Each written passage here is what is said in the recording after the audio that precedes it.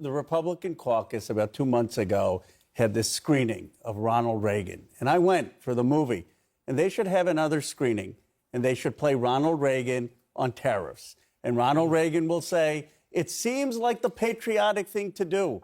But those people in Congress, they're just bowing to special interests. And tariffs always raise rates. They cause inflation. They hurt competitiveness. They hurt innovation. And it's a false patriotism. Don't fall for it. And they should just watch that over and over and over again.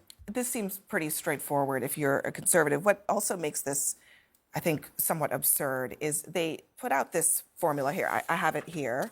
It's a chart like this that the president held up. And in the blue and white column, they basically had a made-up formula. Here's how Larry Summers describes it. It's now clear that Donald Trump's administration computed reciprocal tariffs without using tariff data. No tariff data at all. This is to economics what creationism is to biology, astrology is to astronomy, or RFK thought is to vaccine science. The Trump tariff policy makes little sense, even if you believe in protectionist, mercantilist economics. I don't understand. I mean, I guess they think nobody is going to bother to check, but making up numbers and then saying, oh, we're going to half that number and be generous is not math. It's also not economics. It's kind of no way to run the economics of the greatest economy in the world. Well, look, I'm not going to get into the mathematical formulas they came up with because I wasn't there and I don't know how or why they did it.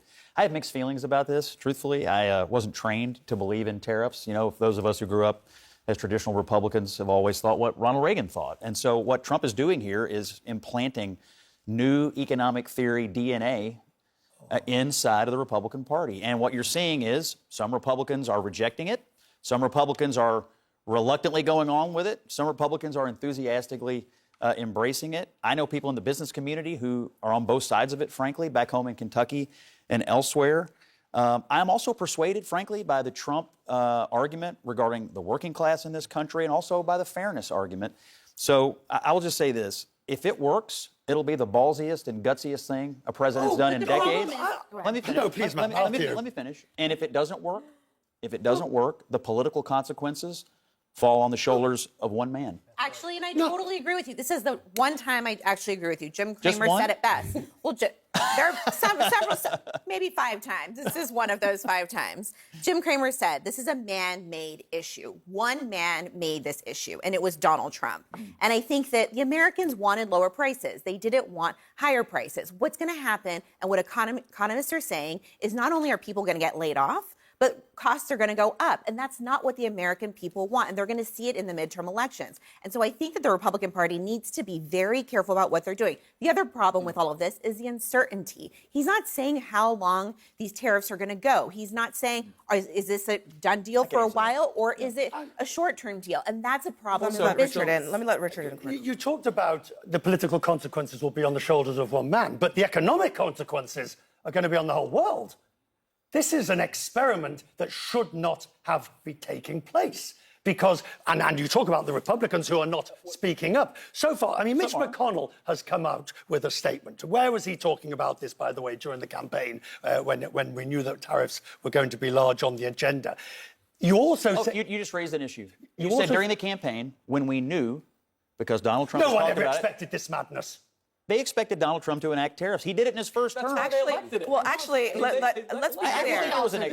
This is economic vandalism. I mean, this is actually not. Well, I would think a lot of working class Americans would say what was done to them was economic crunch. But the jobs that are going to come back, according to the Peterson Institute, the very jobs that Donald Trump says are going to come back are the jobs that America doesn't need. America needs high-paying, high-skilled, digital, a new age, AI-based economy. What he's talking about bringing back is old style. Basically, look. Well, no, here is a shoe. It's my shoe, right? It is made in China. You talked about these luxury products. They are. Right, but you take your shoe off and see where it's made. Yes. Made in China, made in Vietnam. This is going to be 34% more expensive. It's an ordinary shoe bought in a discount store. Look, I represent Silicon Valley, but I think this country needs more than tech and AI jobs. We definitely need manufacturing, and we need to be a manufacturing superpower. Here's my problem with the tariffs. On the one hand, he's saying, well, this is not permanent. This is just a negotiating technique. Now, if you really think that, and you're Jim Farley, at the CEO of Ford, or you're the CEO of Mary Barra, are you going to go to your board and say, well, let's put billions of dollars in build new factories, when Donald Trump himself is saying that 2 months later he may take this away? I don't think Donald Trump is saying that. Donald Trump is saying we need to raise revenue in a different, old school way through tariffs. He would like this to be permanent. I think the people who are saying that are people like Scott, who would like it to be temporary. He's saying that that we're here and they're here and they want to do that. He is tariffing countries. That's what he's saying. Tim, he is tariffing countries. Revenue is a secondary. He is tariffing countries that do not actually tariff us at the levels that we are now tariffing them, because he is using a made-up formula based off of trade deficits. He said on the plane tonight, I saw before I walked in here, that he's gotten a number of calls from the leaders of other nations around the world. So you wonder what kind of negotiations are going on. If I might offer a piece of advice, though. His Treasury Secretary literally said, there are no conversations. Well, the president of the United States said it on the plane tonight, so I don't know who outranks who. But let me just offer. Exactly. I think to what end is a very offer a piece of important advice. I do think that if an American ally comes to the table like Israel did and said, we're totally eliminating our tariffs, we should immediately reward that. Because I do think part of the game here is, if you want to work with us and you want to treat us and American creators and American businesses fairly, we want to do the same for you. Israel did that. I assume other countries are going to do that. Israel did that, and guess what? Guess what they did to Israel? They slapped them with a 17% I know. I'm saying we should treat them. We should treat them the same. 17% tariff. But if all the countries do what you say, Scott, and everybody does sort of come back to this level playing field, then the president is not going to get this other renaissance in manufacturing and renaissance of new jobs, because the level playing field, you make goods and services where it is economically advantageous to do so. And at the moment, in the United States... Let's start digging up some diamond mines and exporting those, and then it will justify the tariffs that we have placed on small African nations for diamond imports. Some of this does not make logical sense.